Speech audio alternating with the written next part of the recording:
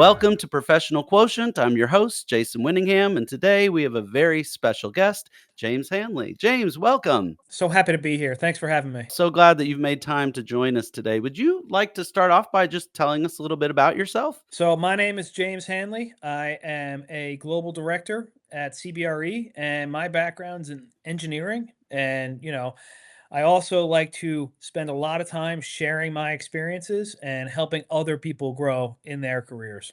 So I'd love to get into any of those topics more if you want to. Let's start with engineering. What does engineering entail? I mean, at a very basic level, engineering is taking science and applying it to the real world to make real things happen.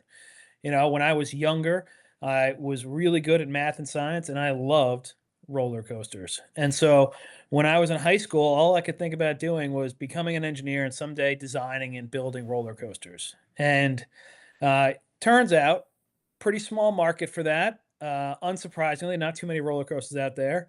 And so I wasn't able to do a job doing that. I wasn't able to find a job doing that. And I found myself working in building services engineering, first designing the buildings, and now designing them and managing and maintaining them. What does a typical day look like for you? Or is there a typical day? Well, my role is global. So typical days for me will start off with very early morning calls with my team in India, just getting an understanding of what they have going on, anything that's gone right or gone wrong in the buildings. And then I'll take that and roll it right into my midday, which is mostly focused on Europe and America. We got a bunch of buildings in both regions. And then I will leave work, go pick up my kids from school. And after they go down for the night, then I'll have some calls with the APAC region as well.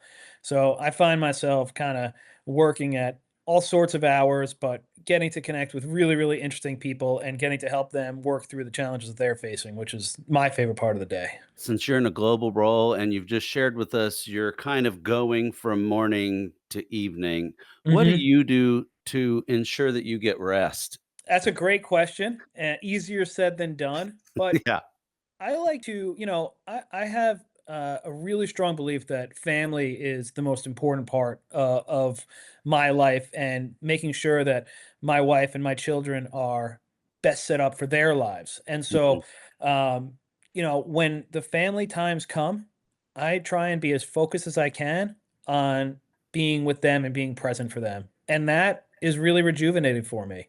You know, Besides that, I try and focus on getting enough sleep and spending enough time uh, doing physical activity. But at the end of the day, you got to prioritize number one because nobody else is going to put you first. So, yeah, that's kind of how I try and make sure that I'm recovering on a daily basis. And you did share that roller coasters and that love for that really kinda got you involved there.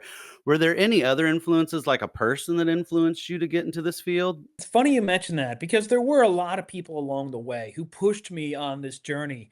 But Mm, when I started my career, I found that, those people weren't necessarily my immediate family. They weren't like a family friends. They were teachers and role models that I lost touch with. And so at the beginning of my career, it was the great financial crisis. And I was laid off 4 times in the first 5 years I was working. And I really ouch. didn't have anyone to turn to. Mhm. So, that has kind of inspired my work today, right? Both the work that I do at the office and also the writing about career and leadership that I do for young professionals everywhere. So I was thinking about this, and I shared with you before the call that it feels creepy to say I'm following you, but I've been following you online and for a while, and I really enjoy what you share.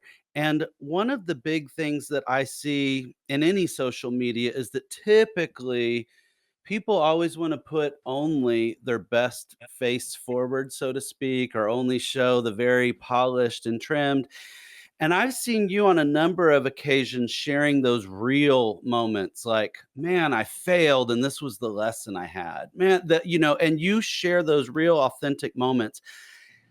I'd love to ask you how you got involved, like what inspired you to share those kinds of moments and what's your why behind it? Really, for me, it comes from the beginning of my career, right? There was some highs, was able to get good jobs and learn a lot of things, but it came with a lot of lows, you know?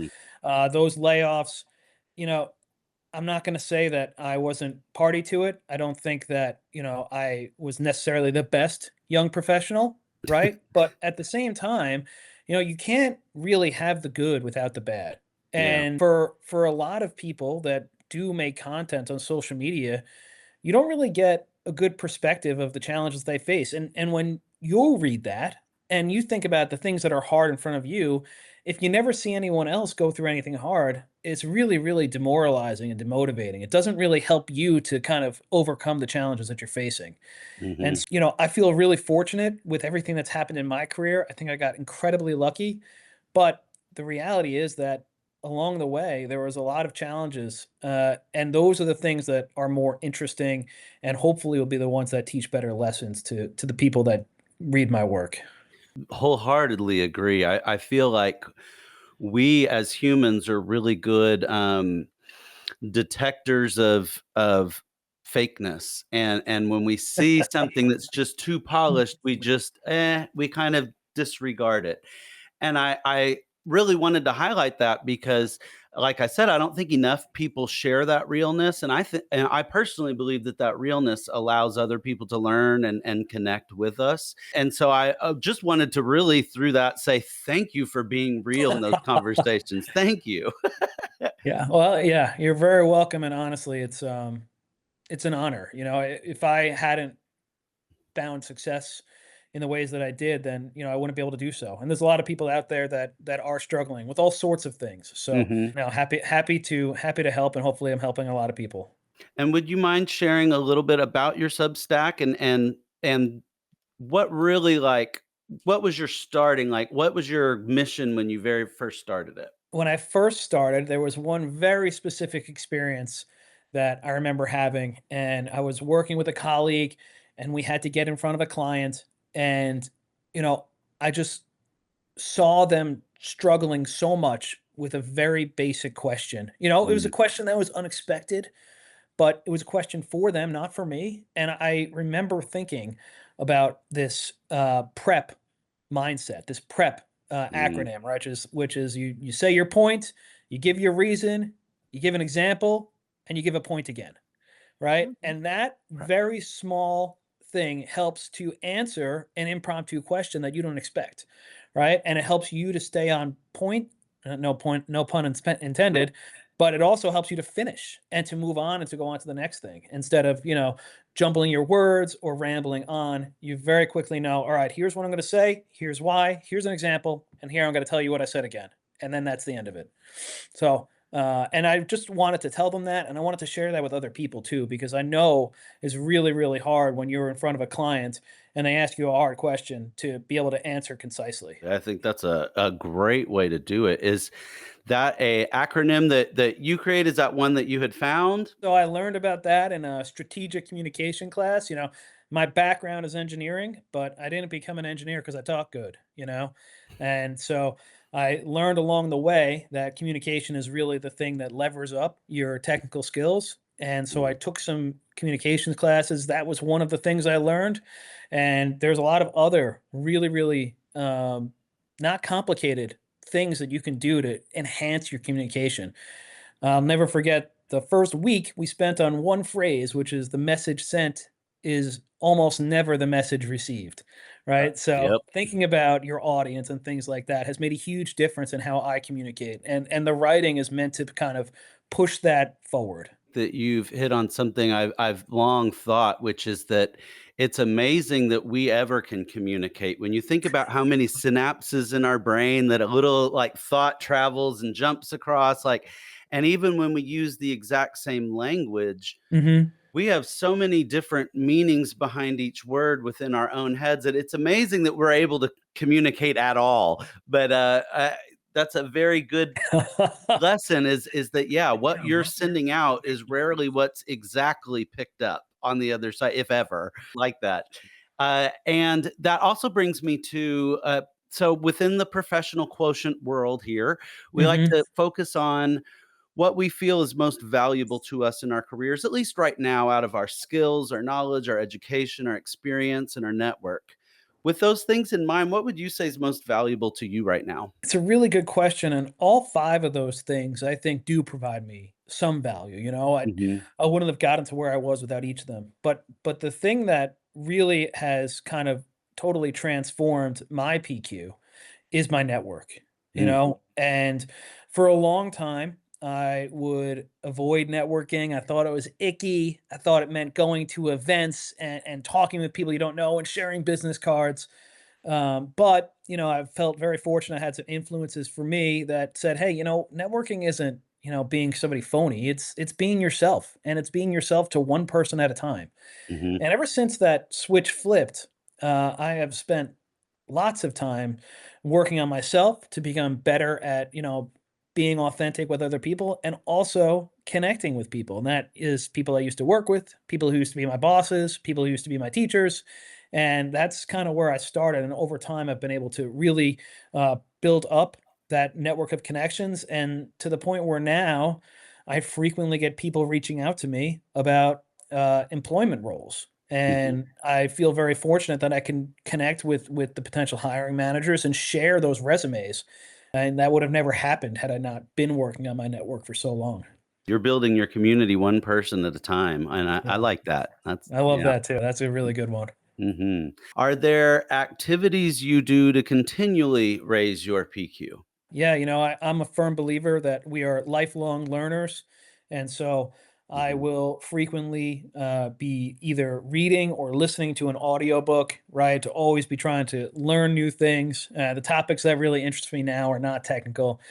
They are things like leadership, things like behavioral economics, things like interpersonal skills, stuff that really makes you think, mhm. And so that sticks out to me. And then I also love to listen to podcasts and things like that and get other ideas and try and kind of mix all this stuff together to get this perspective that I have today. Just always learning, that's great. For Uh, sure. so another part that I always like to focus on, not because I like to, but because it's real, is that we all have challenges in our career over time. And each of us has had to learn how to either overcome it, circumnavigate it, break through a wall. Are there any challenges that you have that you feel comfortable sharing with us so that we can kind of drive home that message about how to overcome or how you've overcome? Absolutely. I started a new role at work about a year ago, and Mhm, it was a big change from my previous role. And uh, from day one, I felt a massive, massive sense of imposter syndrome about mhm, the whole thing. Like I was just going to get found out one day, and I I definitely sputtered at the beginning. I wasn't as effective as I would have liked to have been. But what I found was that it was through communicating with more people, connecting with more people, people vertically above me, below me, people horizontally, mhm. and getting a better understanding of what their needs were to be effective in that role. And once I started doing that, then the path became much more clear. And now today, I feel really confident in the actions that I'm taking to actually achieve the outcomes that my client's looking for. Mhm. And so that is not a challenge for me today, but it has been a challenge for me over the past year, and it is something that, has come a long way, and it came from just, being authentic with people, coming to them and saying, "Hey, I know what we're trying to get to. I'm trying to figure this thing out. What do you think is the best way to do this?" Asking questions, listening, and hopefully, making some good decisions along the way. I feel like the imposter syndrome voice is one of the most like prevalent that I've heard from people, and it doesn't Mhm. really matter what roles you're in or what field you're in. It's something that seems to be a consistently human thing. And Mhm. so the more I appreciate you bringing that up because I think the more that we talk about that and we normalize that, the more when we're facing it, we can say, okay, this it's not just that I'm no good.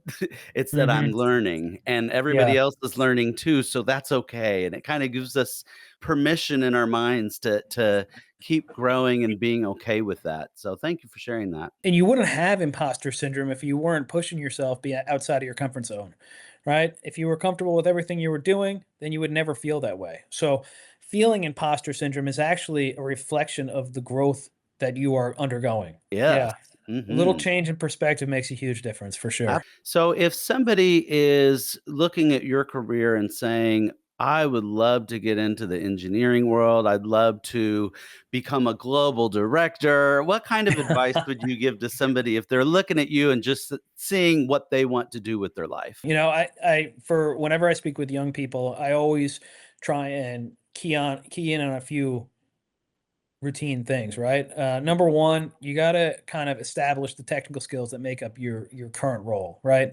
You'll get a lot of advice on how to do this from your managers, but what Mhm, they won't tell you is that it's your social skills, your interpersonal skills that are really the rocket fuel for uh, moving forward and kind of achieving career success. At the end of the day, everything that we do, no matter what our role is in service of other people. And mhm, so if you can't communicate with them and get a good understanding of exactly what it is that they need, and this could be your clients, this can be your customers, this could be your boss, this could be the partners of the company, you'll never be able to kind of manage their expectations. You won't be able to deliver upon those expectations. And that's true at any level. mhm. So I'm a big believer in kind of mixing in interpersonal skill training, non-technical training early on in your career to make sure that you are actually achieving the point of learning those technical skills. I've sat through courses too. Like I joined somebody, Lauren Sanchez and Yeah. Michael Hora. They had a communications course that I went through, and it was one of those ones where I kind of wondered, like, before taking it, like, what's this gonna be? And don't I already know kind of how to communicate Yeah. but it's funny that the things we can be enhanced at any time, and going through the practice and having those exercises of here, quick, think on your feet, and then it gets to be more and more comfortable doing. I love that. Have you done courses like that, or has it purely been like books that you've read and podcasts that you've listened to? So like I said, I did take several communications Oh, classes, that's right. Mhm. but I will, tell you about an experience I had back in COVID. I was working with my team, and our client was having a big supply chain issue. And Mm, we had put together a solution and brought it to the client. And honestly, objectively, it would have totally worked. But the client said no, you know? And when we look back, we went back, we regrouped, and my perspective was that we didn't do a very effective job of communicating the value that this program would bring to help relieve our supply chain issues. mm. And I said that we should do it again. And my boss was like, "All right, you want to do it again? You do it." And so yeah, right, exactly. Of course. So if Yep. you say anything, you get yourself in trouble. Yep. Uh, and so I did. And what I realized was that there was about 7 or 8 people in that room in addition to the decision maker. And when we presented the first time, all of them had something negative to say about our proposal. And Wow. you think about it big picture, we had our heads down. We were trying to think of what would be the best thing to do, not necessarily cross-checking with the other people in that room, the other people Mm. who supported the decision maker. Mhm. And so when we presented that first time, we were destined to fail because we hadn't included them. And any one of them, none of them could say yes, but any one of them could say no, really. So the revised approach for me was take everything we had done before, bring it to each of those people who could say no, the no bunnies, as we Mhm. like to call them, right? And go to them and get an understanding of what did they like about it, what did they not like about it, what adjustments could we make to Mhm. help them get on board. And what I found through that process was that nobody really wanted big changes. They Oh, just wanted to make sure that they were included and that, the little bits that they changed, nudge this, nudge that, let's make an adjustment here, ultimately only changed maybe 10% of the whole program. But the second time we presented it, when we did, the decision maker looked at all the no bunnies and they all nodded yes. And so the decision maker said yes. And so, that is kind of was a lesson for me in that communicating isn't just about how you say it, it's about all of the steps that go into getting to that place you need to go to. what I love about the story you just shared is that I also heard that while it was a sales pitch meeting, what I heard you doing was building community with those, in your words, no buddies. That's funny, by the way. Never have I felt so comfortable using the term "nobodies" about people, but no, you were building community, not just a sales pitch, because now they have ownership in that by being able to put their thoughts into it, and you've included them, and that really showcases that when we are inclusive of others, we end up all together doing more and achieving more. So that's very cool. Thank you for sharing that. It is amazing, right? Um, you got to remember when you're working with other people, they all put their socks on one foot at a time like you do, Mhm. and that means they all have their own hopes, they have their own dreams, they have their own incentives, and they have their own fears.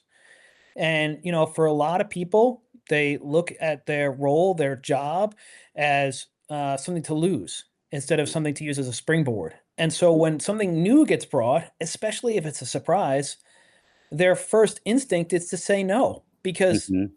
business as usual has been working for them as individuals, right? Any change represents a risk for them. And so if you don't check in and you don't give them the plan and allow them to give you feedback, there's almost no way they're going to say yes to something. It kind of reminds me of like if you're watching a little kid like being spoon fed, even if it's food that they like, if you come with the spoon too fast, they're kind of they push it Absolutely. away, but the approach matters. I mean, that is a great, great way to look at it. One of my favorite parts of the podcast here is also getting to hear from others something that they would like to spotlight. Is there something that you would like to shine a light on or spotlight? I would, recommend that if anybody's interested in the types of stuff I've been talking about, that they come visit me on my Substack. It's called Ambitious Engineer. And then I also share all of my posts on LinkedIn as well. I'd be happy to connect with anybody in the audience and bring them into my community and help them to kind of hopefully learn more about being successful in their career and learn more about being successful in their future. I would encourage any listeners that are interested to definitely reach out to you. Thank you for your time here today. And to our audience, I'd like to just say if you've enjoyed this conversation, please remember to like, share, subscribe, and leave a positive review because that goes a long way. And Yeah. also remember that unlike our IQ or our EQ, we can really easily raise our PQ every single day. We just have to keep learning, building, and connecting.